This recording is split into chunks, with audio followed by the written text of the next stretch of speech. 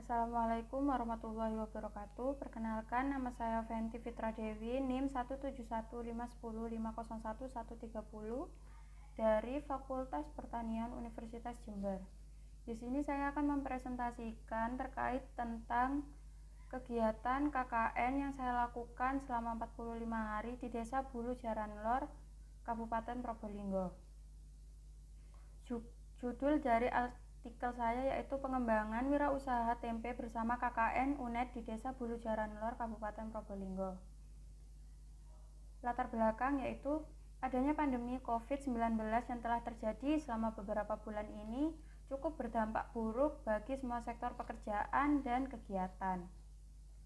Virus yang berasal dari kota Wuhan, Cina ini telah menyebar terutama ke negara Indonesia, sehingga membuat negara Indonesia membuat kebijakan baru, yaitu dengan melakukan social distancing dan PSBB.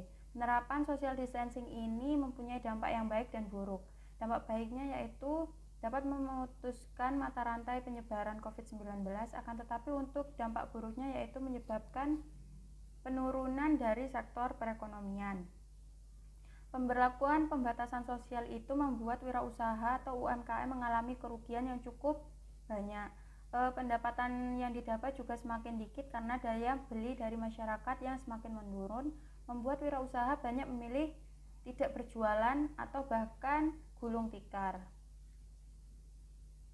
Kemudian untuk metodenya yaitu saya melakukan survei terlebih dahulu dengan pertimbangan yang telah saya tetapkan sebelumnya. Kemudian untuk kegiatan KKN ini dilakukan selama 45 hari yaitu dari 1 Juli sampai 14 Agustus 2020. Untuk pelaksanaan kegiatan ini dilakukan dengan 2 tahap untuk melakukan 2 program kerja, yaitu tahap perencanaan dan juga pelaksanaan. Perencanaannya dilakukan dengan observasi dan pencarian data. Observasi ini saya lakukan dengan wawancara langsung bersama pihak desa, mitra, dan juga warga sekitar. Kemudian dari pelaksanaan tadi, ini saya melakukan 6 kegiatan, yaitu minggu pertama melakukan observasi lapang, melakukan kelas inovasi produk, kemudian melakukan pengolahan tempe, kemudian melakukan pembuatan stiker, melakukan pengemasan produk dan pengenalan e-commerce. Kegiatan ini dilakukan selama 6 minggu, jadi dalam 1 minggu dilakukan 1 program kerja, seperti itu. Hal ini bertujuan agar semua masalah yang dihadapi oleh mitra dapat terselesaikan dengan baik. Untuk hasil pembahasan yaitu 1. Perencanaan. Perencanaan ini saya lakukan dengan survei di Desa Bulu Jaran Lor. Jika sebelumnya saya melakukan survei kepada pihak desa, maka untuk kegiatan ini saya survei kepada mitra. Untuk mitranya ini saya diberikan rekomendasi dari pihak desa yang sebelumnya saya melakukan perizinan terlebih dahulu kepada pihak desa, kemudian sharing tentang kegiatan KKN, dan kemudian dari pihak desa memberikan rekomendasi untuk Bapak Husen sebagai mitra saya yang kebetulan mempunyai usaha keripik tempe. Kemudian untuk pelaksanaan kegiatan KKN ini dilakukan sesuai roadmap yang telah saya buat untuk setiap minggunya. Jadi setelah perencanaan tadi saya membuat roadmap yang kemudian dilakukan untuk setiap minggunya. Untuk minggu pertama saya melakukan observasi lapang. Observasi lapang ini dilakukan untuk mencari data dan juga mencari apa aja masalah yang ada di pihak mitra. Kemudian dari masalah itu saya melakukan studi kasus terlebih dahulu dan juga kajian pustaka. Kemudian untuk minggu kedua saya melakukan kelas inovasi produk. Setelah masalah yang saya temukan pada minggu pertama, melalui observasi lapang saya melakukan kelas inovasi produk.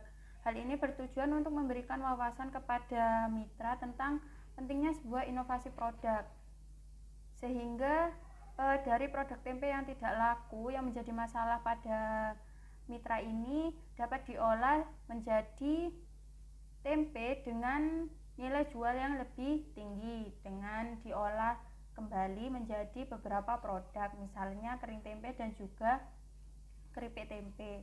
Kemudian untuk minggu ketiga yaitu saya melakukan pembuatan keripik tempe dan juga kering tempe.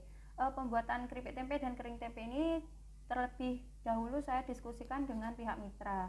Untuk pembuatannya ini juga membutuhkan waktu yang sangat lama. Hal ini dikarenakan dalam pembuatan keripik tempe membutuhkan waktu kurang lebih 3 hari sampai tempe tersebut siap untuk digoreng.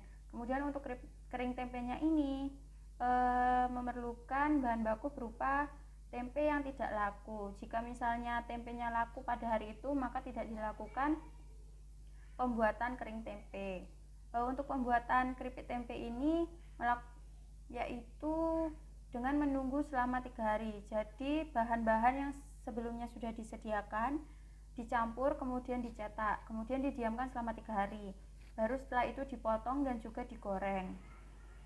Seperti itu. Untuk evaluasinya dilakukan selama pembuatan keripik tempe. Jadi untuk pembuatan yang pertama itu masih mengalami kekurangan, jadi dilakukan lagi untuk pembuatan yang kedua sampai benar-benar keripik tempe mempunyai kualitas yang baik, baik dari cita rasanya, kualitas, dan juga dari tampilannya, seperti itu. Kemudian untuk minggu keempat yaitu saya melakukan pembuatan stiker kemasan. Dalam pembuatan stiker kemasan ini saya melakukan kelas. Kelas ini saya ajarkan kepada keponakan dari mitra saya yaitu Bapak Husin. Di sini itu pembuatan stikernya ini menggunakan Microsoft Publisher yang saya ajarkan kepada keponakan dari mitra yang kebetulan mempunyai laptop dan sudah terinstall Microsoft Publisher, jadi sangat mudah untuk mengajarinya. Saya hanya melakukan pendampingan dan juga mengajari jika dari pihak saya ini tidak mengerti bagaimana caranya, seperti itu. Kemudian untuk minggu kelima yaitu saya melakukan packaging atau pengemasan produk. Pengemasan produk ini dilakukan setelah proses pembuatan keripik tempe dan juga pembuatan stiker selesai. Untuk kemasannya saya menggunakan kemasan standing pouch yang terdapat ziplock. Hal ini karena dapat menarik dari konsumen dan juga banyak manfaatnya, yaitu dapat disimpan tanpa melakukan misalnya diplastikin lagi. Nah itu tidak usah, hanya tinggal menutup bagian ziplocknya saja, seperti itu.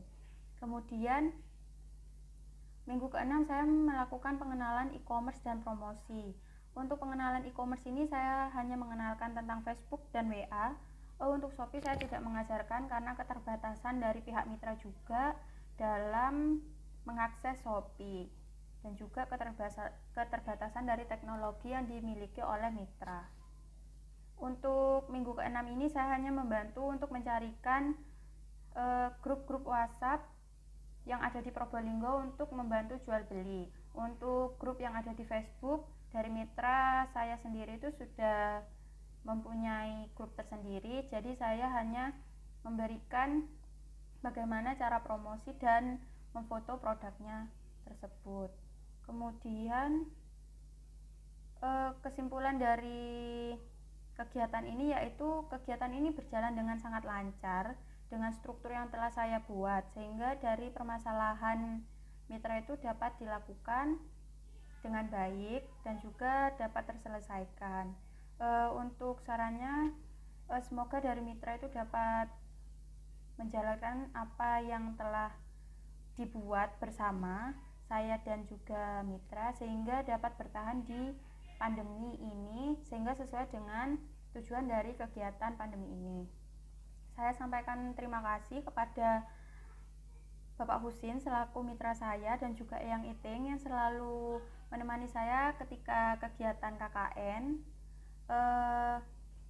Dan juga saya sampaikan terima kasih kepada Rektor Universitas Jember, kepada pihak LP2M, kepada Bapak Fajar Aji selaku dosen pembimbing lapang saya. Terima kasih. Sekian presentasi ini. sampaikan maaf jika terdapat kesalahan kata atau kurang dalam pelafalan atau pengucapan. Saya mohon maaf sebesar-besarnya. Terima kasih. Wassalamualaikum warahmatullahi wabarakatuh.